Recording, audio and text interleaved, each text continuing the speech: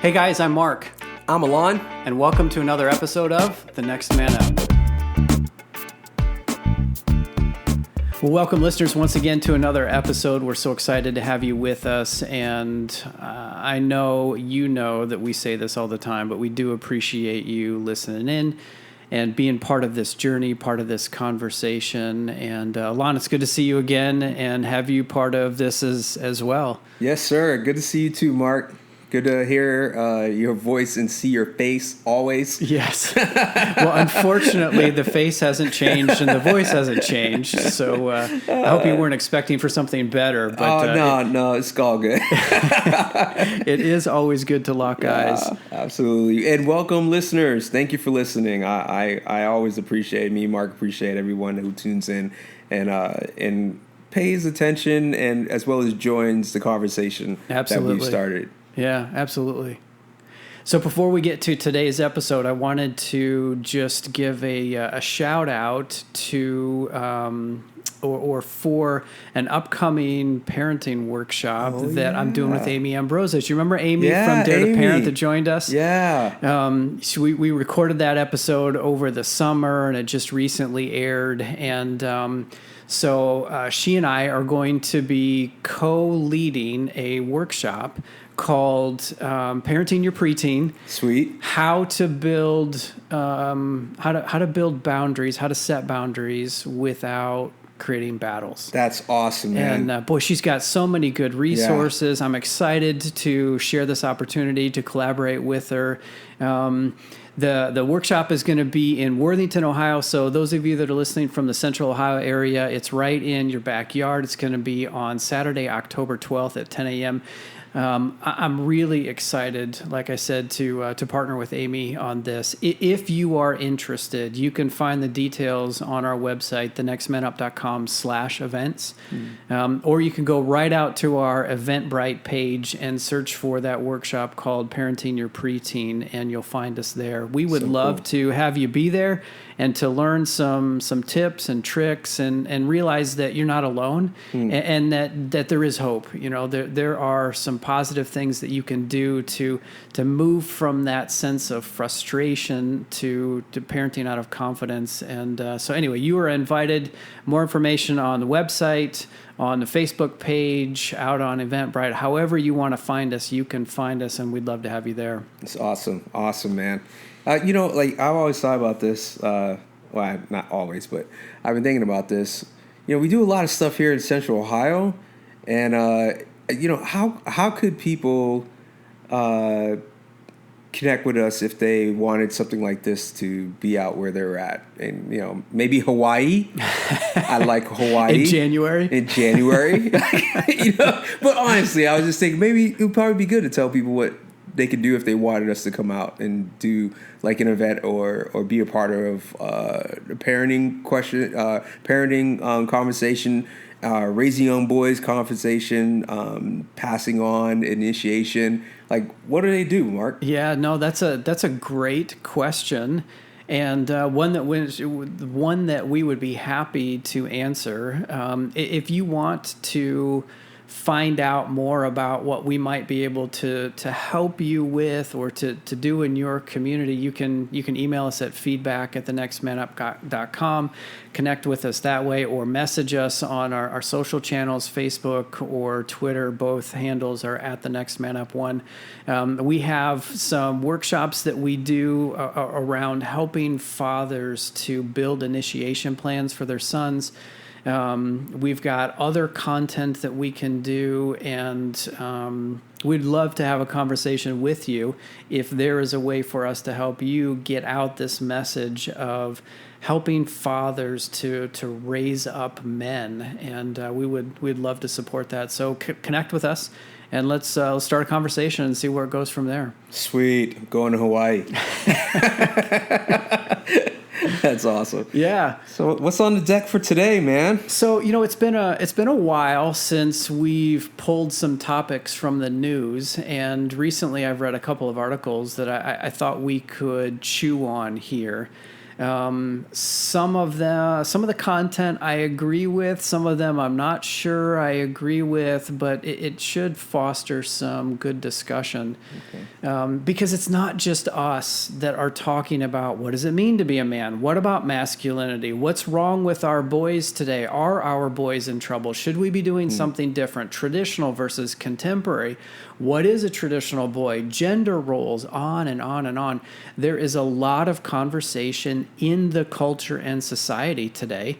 And so I harvested a couple of articles, which, as we always do, we'll put the links in the show notes for you listeners if you want to actually read them.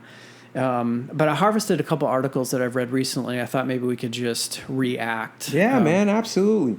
So the first one is it came from an Alpha News site, which I'm not familiar with, but a lady by the name of Alyssa Algren wrote this article, and I thought your reaction was funny when when you first read it. It was like I felt like she was yelling at me. I did. I felt like she was yelling. Well, the subtitle of the title of the article is called "Destroying Fatherhood and Masculinity," and the subtitle says this: "The nuclear family has been the driving force behind a flourishing civilized society, and the destruction of that family structure is a destruction of ourselves. We don't need modern feminism. We need our men back." And when I read that, I'm like, interesting. So I don't know if Ms. Algren here is a feminist, but she certainly speaks of the new feminist mentality. And she's writing this article saying that's not the way. There's more and there's other, and we need to be careful that we're not destroying men in the process. And so one of the things she says about this idea of new feminism is that women should reject the necessary involvement of men, and that shouldn't be. Let me stop there, reread this. The idea that women should reject the necessary involvement of men is not only accepted, it's being encouraged. When I hear that, I start to be like, oh, gosh, really? Like, have we gone that far that we're saying essentially men are not necessary, they're not needed at all? Like, so I have this emotional reaction, but I also have this logical reaction like, really, come on. Think that one all the way through for a second, right? Yeah. It is like there's this meme of this guy standing. Actually, it's a GIF. It's a guy standing in the middle of the rain, and he's just looking off, staring off into the distance. And it's supposed to be like a gift for sadness that you can send to people when you're sad. That's what's going through my mind when I hear that. It's like you're in the rain, staring off in sadness. Dude, if we reach this point where a part of our human existence is no longer needed, we become obsolete. And like you, I think logically, I'm like, well, you know what? With what's been in the news lately and what's been going on, and just the dominance of like male order that has permeated through like lifetimes, like I can see why women would be like, men, we don't need you because you suck. Yeah. And so I get that, but honestly, like, I don't think I'm obsolete. I'm male.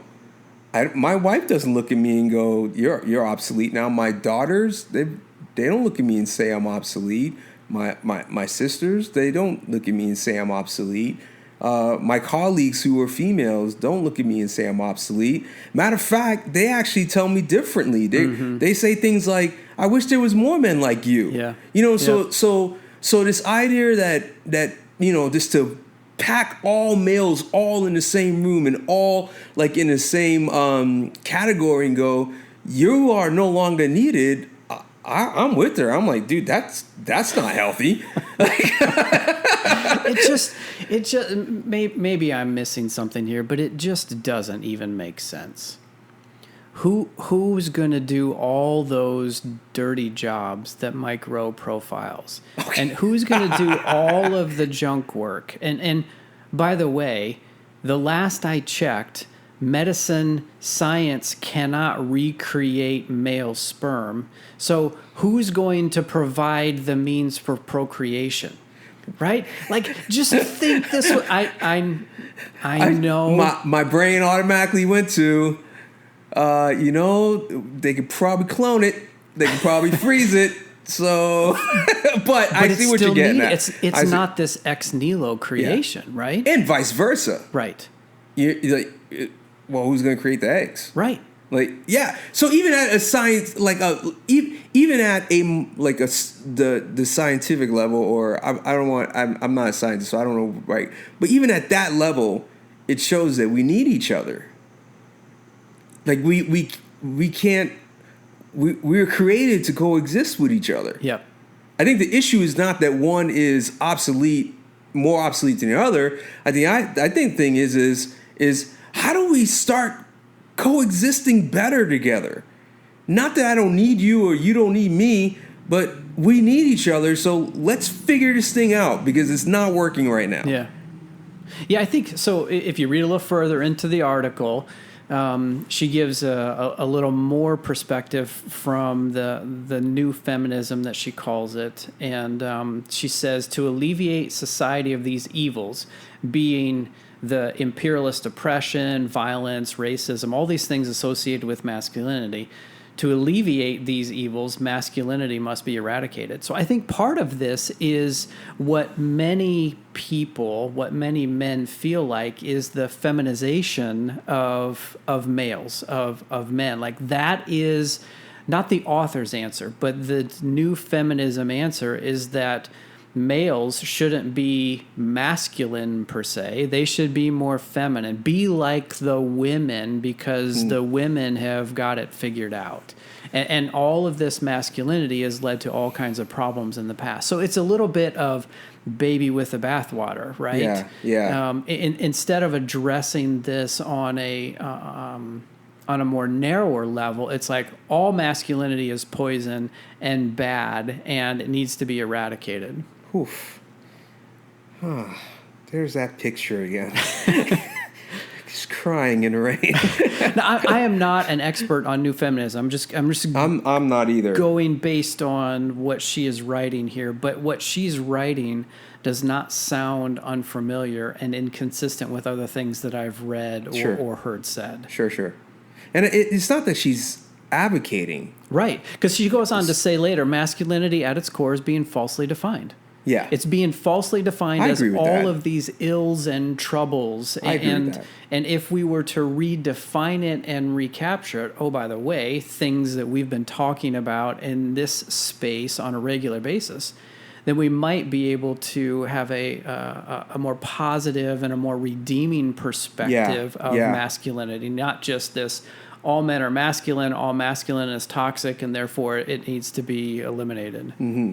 Yeah, I quickly go to like the idea that, I don't know, I am of the belief that something happened along the span of humanity that caused us to turn away from our true selves. And regardless if you look at the story of Genesis as literal or actual. I'm sorry, literal or like just a story. It was just a good story. That's all it is, and it has something that's to be taught. Figurative. There you go.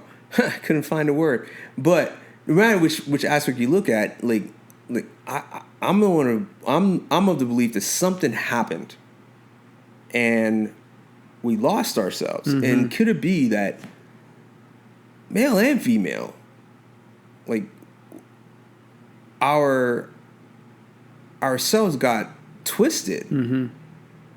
and you've seen that play out. Like you've seen how masculinity has been skewed, like this, and weird and twisted, mm-hmm. to the point where we got men, like in the news, because they rape somebody or they sexually harass somebody or they shot up a movie theater, and then same with females, where femininity has been like skewed and twisted, and that's all that we see. Mm-hmm. We don't see good versions. It's my problem with the news, Mark. My problem with the news is that the news only gives me the bad stuff, and I never see the good stuff. Like instead of a dad having to go to jail because he put his baby in the microwave. Did you read that one? I did not. That was wild. This was a little while back. When it says something like that, man, I want to hear about a dad who, son was having trouble at school, getting into fights, and dad took his son out on a trip, and they had this really awesome talk, and it's been instrumental in changing his son's life. Yeah, you know what I mean? Yeah. Like I want to hear something like that, or tell me about the girl who looked at her mom and said, "Wow, you were like my biggest hero," and she started this movement in her school to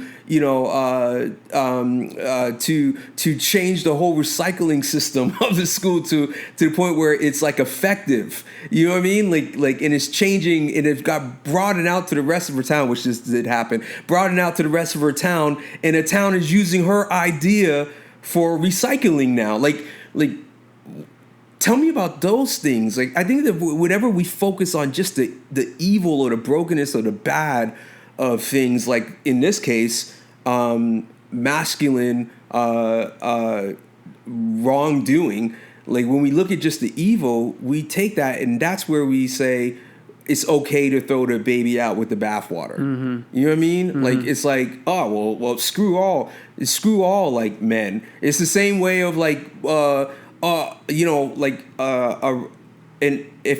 ethnic group like doing something. One person does one thing wrong, and all of a sudden we all just go, well, screw that ethnic group. Right? They had their chance. Right? Like, what are you doing? What are we talking about? That's dumb if you logically break it down, right? Yeah. That's dumb. And so I agree with I feel her, man. I go, how about if we redefine it? How about if we pay attention to what is right? Then if we do that, then your thing that you're talking about has no weight, it has no standing. You know what I mean? Let's help our boys become more like this and not like that. So she offers a little bit of that hope, and maybe we need to do a whole episode on the news, because I could riff with you there. Oh gosh. She offers a little bit of hope, but I feel like it falls short. Here it goes. Yeah, and I'm trying to find the quote here. Here we go. It says, masculinity at its core is being falsely defined. Since the beginning of human history, being a man meant protecting and providing. Now, I kept wanting more. It's like, and? Mm-hmm. You can't see my face, but I literally turned my head sideways and cocked it, going, what? Kind of like the dog that's like, yeah, it's like, okay, you're on the right track. I'm with you. I'm following you. We need to be more, better, different, but this is not enough. No. The protector, provider, yep, got it. It's a part of the role that we play. But manhood, masculine, it's so much bigger than that. Yeah, man. And that's the phrase I was just going to throw out. It's like, I think there's more to me than that. Yeah. You know what I mean? Honestly, when a spider crawls into my kitchen, I'm not the one swinging the broom at it. Right. I run after my wife, Shannon. I'm like, babe, can you come kill this thing? This thing is huge. Yeah. To me it's huge, but to her she's like, dude, it's just a spider. So am I really the protector? Like, come on, man, stop labeling us. Like, I don't think I can agree with that statement. Yeah, I'm with you. I'm with you. How about this the second article? Because it kind of dovetails this as well. This one is from the USA Today in their Back to School magazine, which I didn't even know they had. It's called Raising Better Boys. The tagline is how we parent young males today can define masculinity tomorrow. Yep. Okay. Yeah, Agree with that. that. What do you have to say? That's what I'm thinking. You know. Okay. What do you have to say? I want to read it. So it starts off with this quote. It says, when it came to boys, the focus was often on teaching independence and resilience. However, digital parenting coach Shelley Jeffson is among those who think it's time to change that. Instead of leaving young boys to their own devices, she and her husband are intimately involved in their children's lives, including that of their 12-year-old son.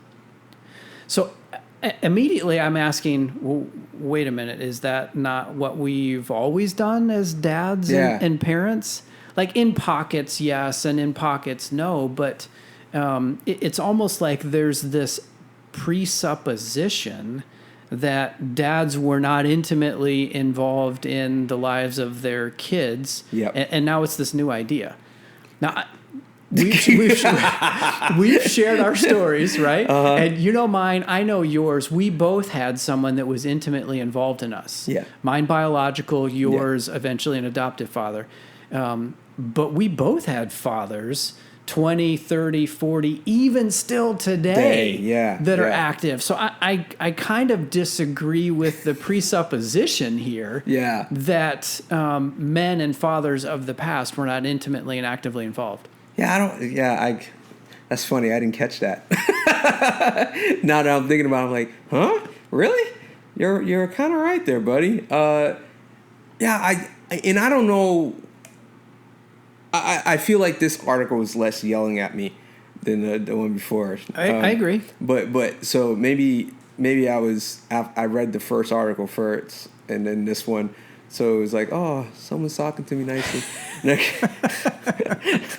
I'm just throwing shade. I'm sorry.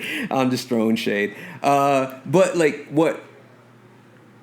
Okay, so maybe this author is coming from the point of, there is a high rate of fatherlessness like in our country. Yeah. And even disengagement. And even like it, to me, honestly, I include that in fatherlessness. Like I trends. Like I'm thinking, you're there physically, but you aren't there. It's the age old, white man can't jump like quote. Like you may hear Jimmy, but you don't listen to Jimmy, or you don't listen to Jimmy. You know what I mean?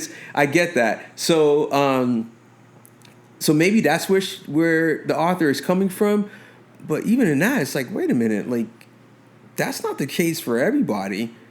And then what do you do with a person like me?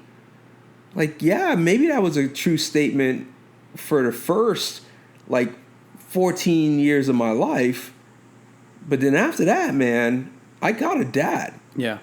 And he's been a good dad ever since, like so much so that he started off as not being my dad and I just started calling him dad. Yeah. You can't just lump that all together. So I agree with you, Mark. So another interesting quote from this this parenting coach. She says she sends her son on regular daddy dates with father to nurture relationship that in another era might have been neglected. So mom sends her son on, maybe it was just how it was printed and how the quote was taken, or how the author designed this. But I'm like, okay. And maybe we should just move on because I'm You can't see my face, but I'm over here looking at Mark just like, huh. She's a parenting coach, so we'll give her props for good parenting and affirm the idea of spending time one-on-one with your kids as a dad. My wife doesn't send me on dates with my kids. I just take them on dates. I just want to throw that out. So one of the things that I was reacting to as I was reading this article is that they interview or cite like 4 different people. They've got a parenting coach, they've got a psychologist, they've got a mom who is a wife of a former NFL player. And so woman, woman, woman, and then there's one man that's actually quoted in this article, which I don't know, maybe I'm reading too much into that too, but we're talking about masculinity, we're talking about manhood, but we're not asking men, we're asking I don't know. Am I overthinking this? One could say that you are overthinking this, Mark, but like there's a part of me that goes, no, these are little nuances that I think we need to pay attention to. Like, do you mean to tell me there's not many good dads out there that we can quote from or ask or talk with and it goes back to the question. It goes back to the point of this conversation. We didn't know anything about doing what we're doing right now, but the idea was like, look, we just need to start talking. Yeah, we just need to have a conversation because there are dads out there that are like, I want to be the best dad that I can be. Not for myself and for my own pride and glory, but because I just want to raise my kids right, and in this case, I want to raise my son right. And so we just started talking, and all of a sudden we're getting connected with all these good dads. I was like, I'm not feeling that from the article. Like I'm feeling shame. That's, I mean, there's a sense of like, oh wow, man, he's a great dad. His wife, spouse, partner, whatever you want to call it, sent him out on a date, had to tell him to go out on a date with his kid. Like, man, when was the last time my wife did? She's never done that. Oh, that's right, because I just take him out on like, there's not a sense of pulling dads together,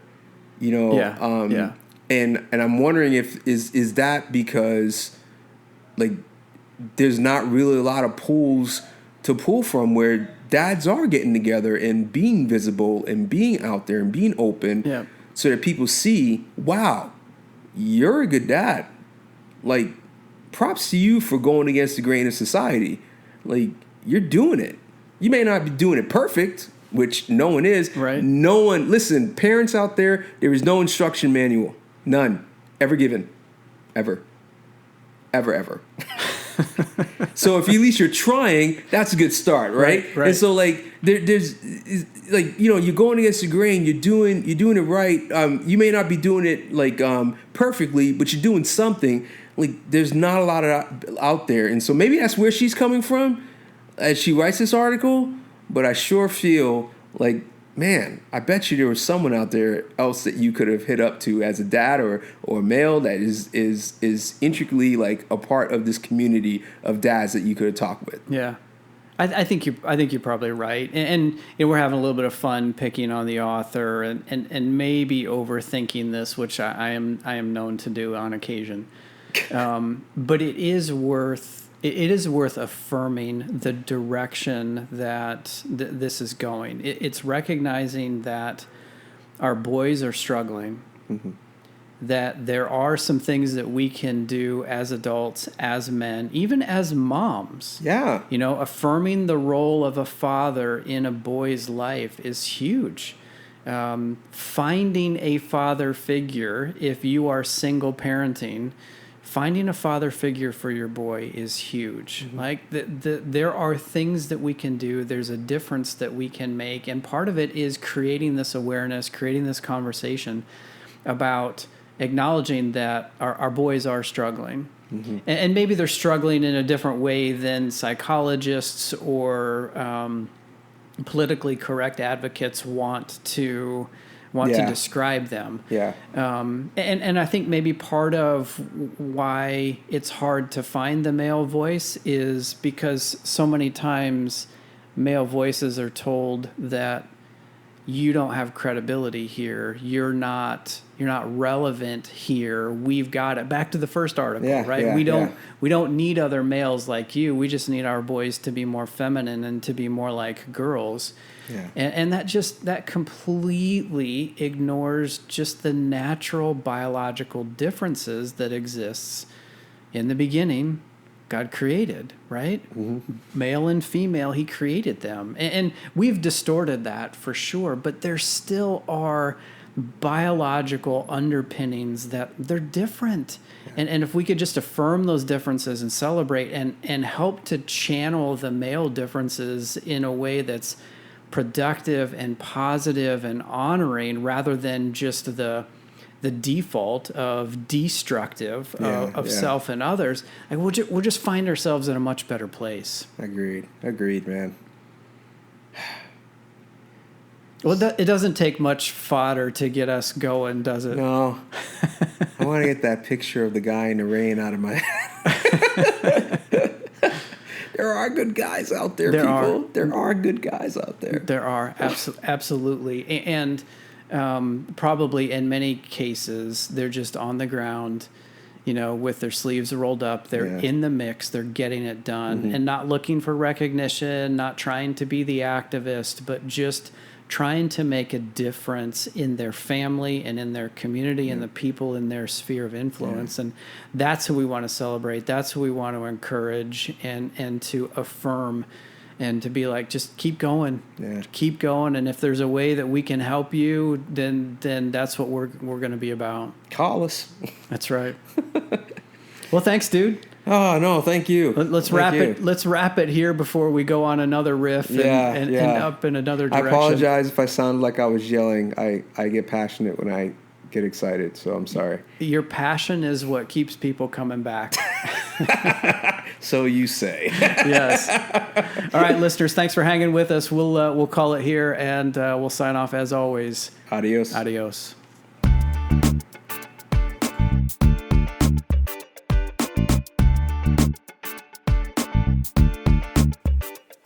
Hey, listeners, thanks for journeying with us on this Next Man Up podcast. We would love to hear from you. Maybe you have a question or an idea, perhaps a topic for us to consider. If that's you and you want to reach out to us, you can get us at feedback@thenextmanup.com. That's feedback@thenextmanup.com. Again, we'd love to hear from you. Until next time, we'll see you later.